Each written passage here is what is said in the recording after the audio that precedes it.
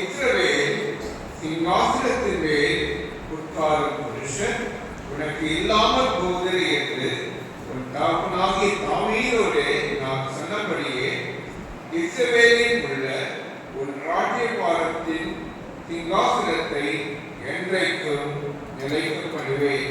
6ஆம் வசனம் சேர்ந்து வாசிக்கலாம்.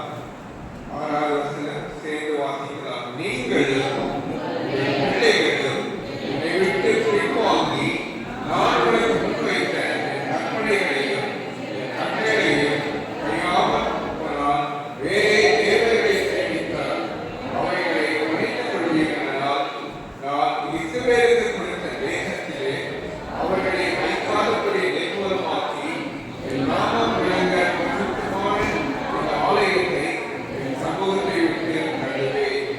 அப்பொழுது இஸ்ரவேலின் சகல ஜனங்களுக்கும் பழமொழியாகவும் வகைச்சலாகவும் இருப்பார்கள்.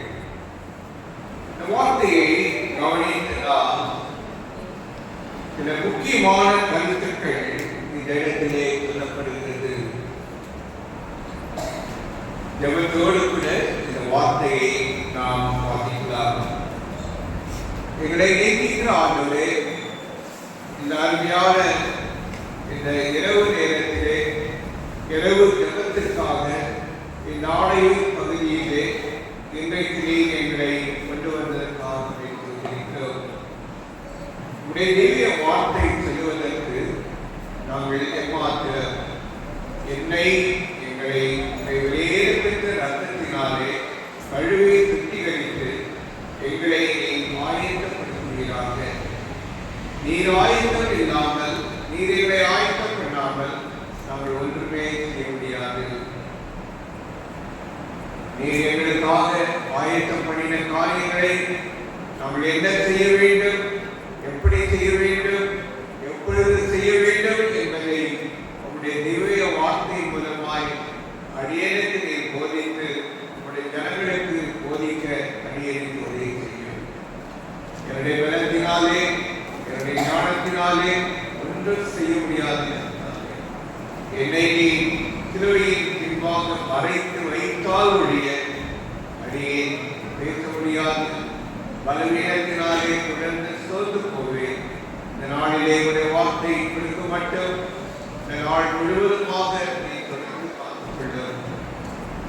வேண்டியவர்களை நீ தொடர்ந்து ஆயத்தம் பண்ணி கொள்ளுவார். இந்த இடத்திலே கர்த்தர் எந்த நோக்கத்திற்காக இந்த வார்த்தைகளை கொடுக்க வைக்கிறோம், அந்த நோக்கத்தை உங்களுடைய சித்தத்தின்படி நிறைவேற்றுகிறது. இயேசு கிறிஸ்து நாமத்தில் தாழ்மையோடு வேண்டிக் கொள்கிறோம் பிதாவே. இந்த ஒப்பற்ற நாளிலே நாம் தேவனுடைய சமூகத்திலே வந்திருக்கும் போது நாம் வாசித்த வார்த்தைகள் ஒரு அழகான வாக்குத்தத்தத்தை தேவன் கொடுக்கிறார். ஒரு மாணவர்கள் முன்னால் வந்துட்டீங்கன்னாக்கா பின்னால் வந்து இடமாட்டாங்க. எப்பவுமே அது கஷ்டப்படும். வசதியாக உட்கார்ந்து பின்னால் வரவர்களுக்கு நீங்கள் தேங்க்யூ. 3ஆம் வசனத்தில் உன் விண்ணப்பத்தையும் உன் வேண்டுதலையும் கேட்டேன். முக்கியமா இந்த யூத் கேம்ப்காக தேவன் பல ஆயத்தங்களோடு நம்மை கொண்டு வந்திருக்கிறார். ஒரு விசேஷமான தலைப்பு. தேவனே, இங்கு நடக்கிற இந்த வாலிப முகாமுக்காக நாங்கள் கூடி வந்திருக்கிறோம். இதுதான் நம்முடைய நோக்கம். இந்த இடத்திலே தாளமலை குறித்து சொல்லும்போது அவர் கர்த்தர் அவனை பார்த்து உன் விண்ணப்பத்தையும் உன் வேண்டுதலையும் கேட்டார். எவ்வளவு அழகான ஒரு வார்த்தை. தாளமலை அப்போ என்ன எப்படி இருக்கு பாருங்க. வயசானவர்களா இருக்கிறார், வலியுனா இருக்கிறார், சத்தனா வயசானவர்களா வாய்ப்பு பேசுவேன். ஒரு வாலிபன் அந்த நாளில ஒரு விண்ணப்பத்தை கேட்டார். எங்கேயோ அதே போல வாலிபர்கள், நடுத்தரமானவர்கள், முதிர் வயதானவர்கள் இருந்து எவ்வளவு நாட்கள் நீங்க கர்த்தருடைய சமூகத்தில் ஏறெடுத்த விண்ணப்பங்கள், அதே சமயத்தில் உங்களுடைய வேண்டுதல் உண்மையானது. இந்த ஊழியர்களுக்காக எத்தனையோ சமயத்தில் கூட கண்ணீரோடு கூட நீங்க விண்ணப்பம் பண்ணி,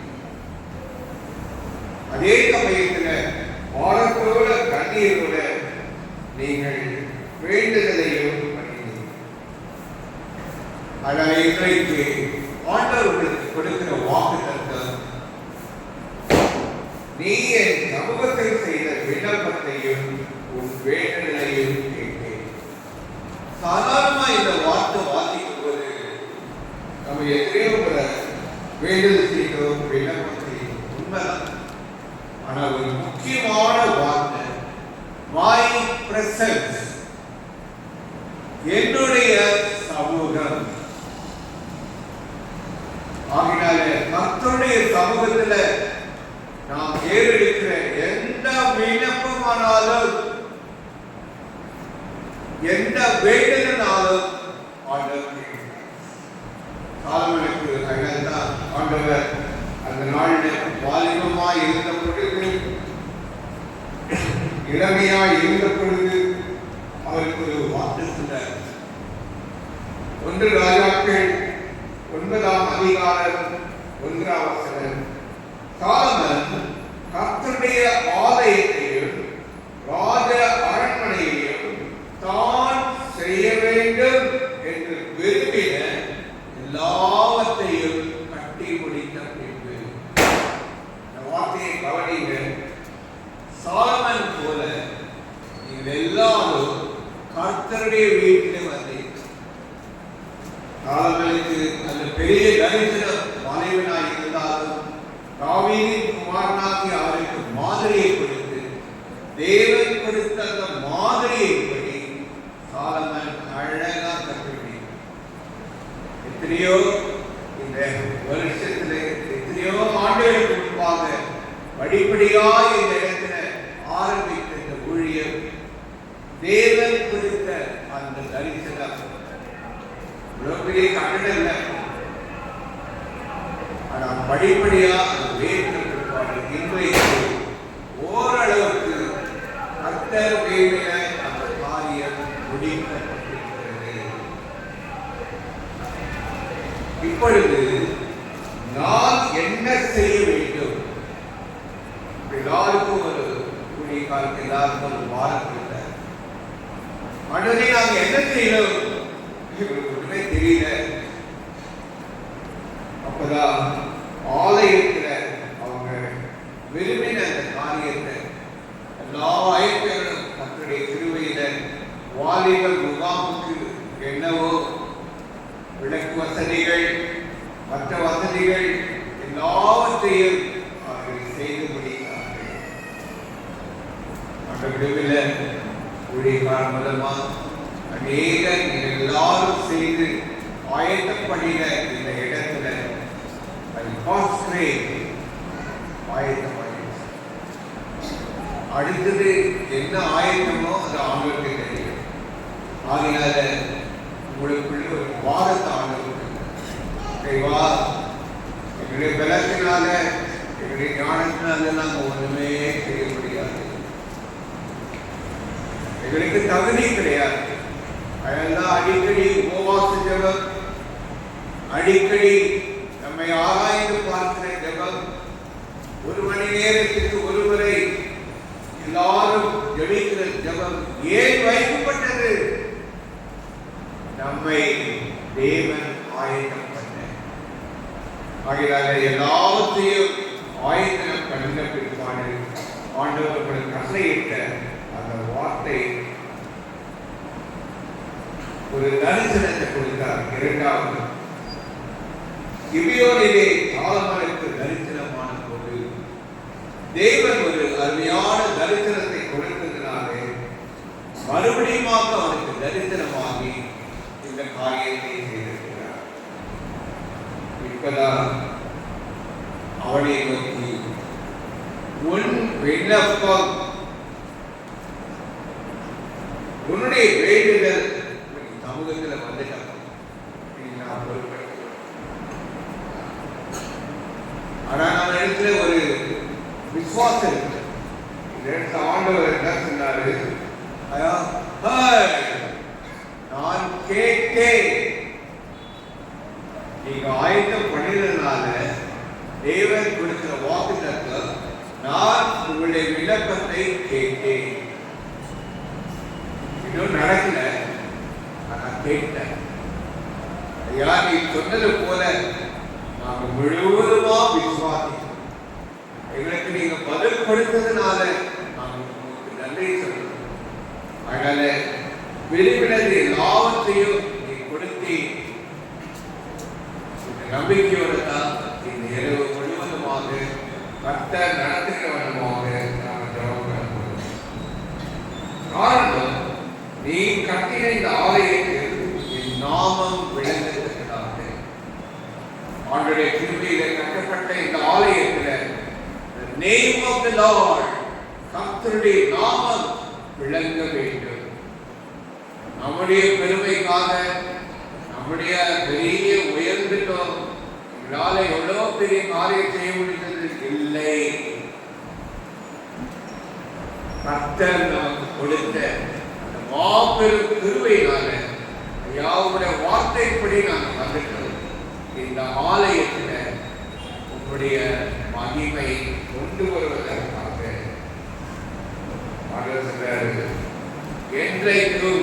என்றைக்கும் விளக்கத்தக்கதாக அதை பரிசுத்தமாக்குகிறேன்.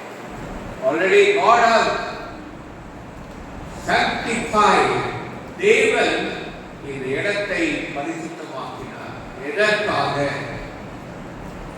இன்னைக்கு ஜெபம் பண்ணுகிற காலையில் ஒரு பார்க்கலாம் நிறைய நடந்துருச்சு.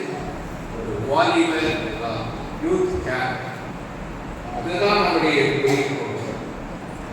என் கண்களும் என் இருதயம் எந்நாளும் அங்கே இருக்கும். என்னை ஆண்டவர் கொடுக்கிறாரு. இந்த வாலிப முகாமுக்காக நான் எல்லாவற்றையும் பரிசுத்தமாக்கிறேன். என்னுடைய கண்கள் இது மேலே வைக்கப்பட்டிருக்கும். அதுதான் இந்த இடத்துல தேவன் நமக்கு கொடுக்கிற வேதாந்தத்தில் அநேக உதாரணங்கள் இருக்கு. அண்ணாள் தன்னுடைய வீட்டில் வந்து வாரத்தோட கண்ணீரோட கூட ஜாப் பண்ணிட போது உதட்டில் அசையும் போது அவளுக்கு நிறைய பேர் கொடுக்கப்பட்டது. குடித்தவர், வெறுத்தவர், வைத்தியக்காரன் மாதிரி. ஆனால் அந்த தேவன் அந்த காரியத்தை அறிந்திருந்தார். கண்ணீரோட வார்த்தைகள் ஜபித்த போது தேவன் அவளுக்கு கர்ப்பவதியாக மாறி சாமுவேலின் தீர்க்கதரிசியை அழகாக. பிரியமானவர்களே, அன்றைக்கு அந்நாளுடைய வாரத்தோடு ஏறெடுத்த ஜெபம் brought a great prophet of God, that is Samuel. அநேகருடைய ஜெபத்தினால சாமுவேலை போல கொண்டு வந்து அழகா ஒரு தீர்க்கதரிசியை போல அழகா உபயோகப்படுத்தி வருகிறார். வேதத்தில் கர்த்தருடைய சமூகத்தில் வந்த எல்லா தானியேல், தாவீது, மோசே எல்லாரும் நீங்க பார்த்தீங்கன்னா ஒவ்வொருவருக்கும் தேவன் அற்புதமான காரியத்தை செய்தார். ஆனால் இன்றைக்கு நம்முடைய வாரம் எல்லாம் தேவன் நம்முடைய ஜெப வாழ்க்கைக்கு, ஜெப நேரத்திற்கு பதில் கொடுக்க வேண்டும். அதனால அவர் கொடுக்கிற வாக்குத்தத்தம், உன் விண்ணப்பத்தை ஒரு வேண்டுதலை கேட்கிறேன். அதோடு கூட எங்க விண்ணப்பம், எங்க வேண்டுதல், தேவனுடைய ஆலயத்தில், அவருடைய சமூகத்தில் நம்ம வந்து அந்த நம்பிக்கையோடு கூட நம்ம ஜெபம் பண்ணாக்கா தேவன் விண்ணப்பத்தையும் வேண்டுதலையும் கேட்டே in the presence of God, your supplication and your intercession. Okay. ஆனால் அந்த வாரத்தோடு கூட ஆர்டர் செய்யும் போது அவருடைய நோக்கம் எல்லாம் அவருடைய பரிசுத்தமாக்கி அவருடைய நாமம் விளங்குகிறது. வாலிபர்களுக்காக நம்ம விசேஷமாக ஜெபம் பண்ணும்போது ஆண்டவருடைய தினத்துக்காக அன்னைக்கு விரும்பின அந்த காரியம் அவர் நிச்சயமா அவர் விரும்பினது போல நீங்களும் நானும் விரும்புகிற காரியம் ஆண்டவரே இந்த ஆலயத்தில் அநேக வாலிபர்கள் ரட்சிக்கப்படும். அந்த யூத் கேம்ப்ல உங்களுடைய மகிமை விளங்குகிறது. எந்த நோக்கத்தோடு கூட இந்த இடத்திலே ஆரம்பிக்கப்படுகிறதோ முழுவதுமாக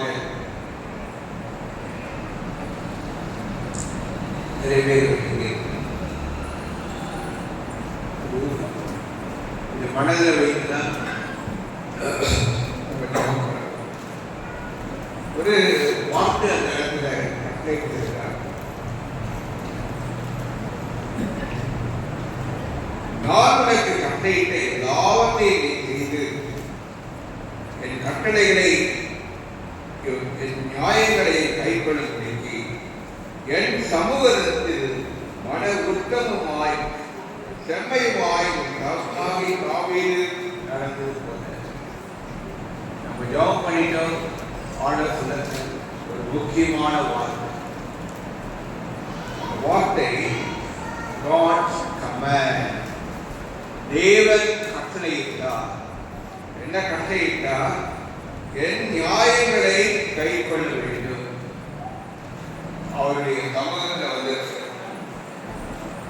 என் சமூகத்தில் மன உத்தமமாய் செம்மையாய் தாவீது எப்படியா நடந்தாரோ அநேக மூத்த ஊழியர்கள் வந்து பணியாற்றினார்களே அவர்களை போல அந்த உத்தமமான அந்த வாழ்க்கை செம்மையான வாழ்க்கையில ராமப்பிட அவருடைய சமூகத்தில் தீர்மானம்.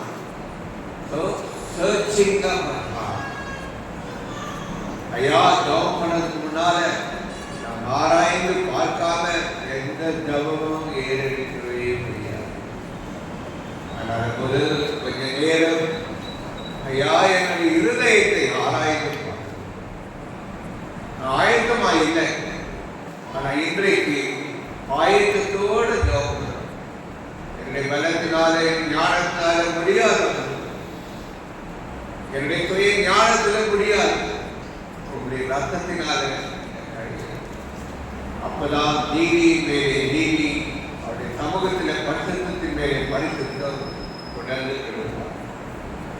அப்போ நீங்க என்ன டவுன் பண்றீங்களோ சிங்காசனம் அந்த சிங்காசனம் வந்து உயர்ந்த வாழ்க்கை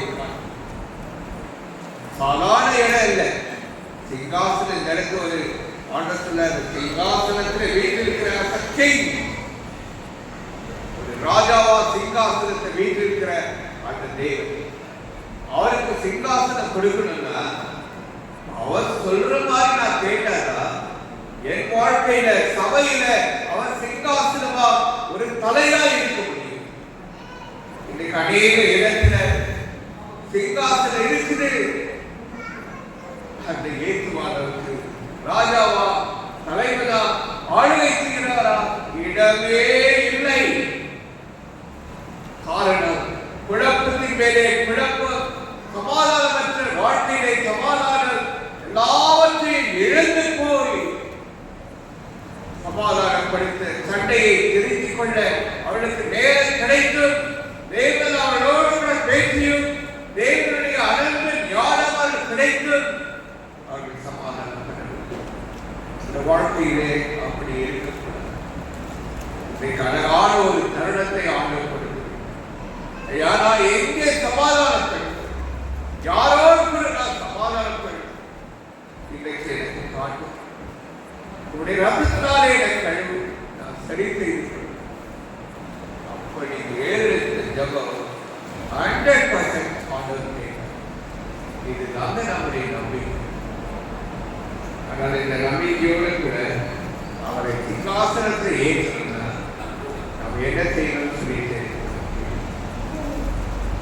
இங்கே 2 பேர் 3 பேர் நாமத்திலே குடியிருக்கிறார்களோ அவர்கள் நடுவிலே இருக்கிறேன் ஆண்டவர் கொண்டு வந்து அவருக்கு நீங்க சிங்காசனத்தை கொடுத்துட்டாங்க. சொன்ன மாதிரி கேட்டாங்க. அவருடைய ஆட்சிகள் மத்தியிலே தேவன் நாமே இந்த வார்த்தையை ஆசீர்வதிப்பார்.